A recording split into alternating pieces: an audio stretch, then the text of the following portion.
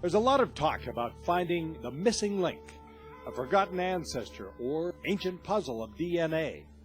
Well, in the case of the off-road trails of Utah, it's a good bet that Dale Bartholomew and Bill Thompson have found it. The missing piece isn't a link between man and ape, a clue to an unknown mystery, but two premier motorized trail systems that crisscross the Rockies. They've been riding across the state of Utah, spending days at a time in the saddle of an ATV, all in the attempt to find the best paths that will link the great trail systems like the Paiute and the Fremont together. So instead of riding one system and then loading up your ATV and hopping in the car, you can go from one trail to the next without ever getting off your machine.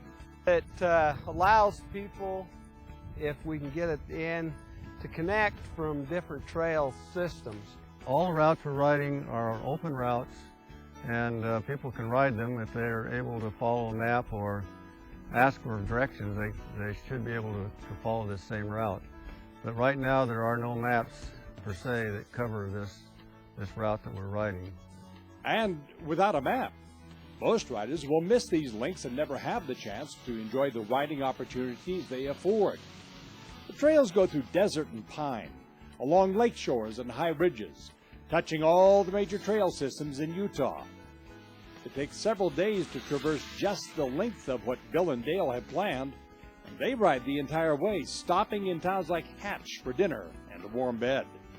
Then continue on the next day, never needing a car, just the power of their four-wheeler.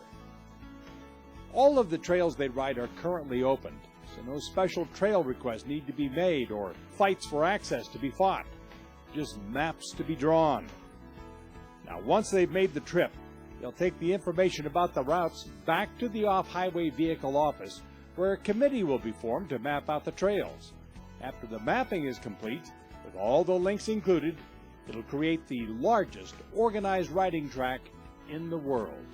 But over the years, it's starting to come together so that eventually if somebody wanted to, we're hopeful that they'll be able to ride from one end of the state to the other.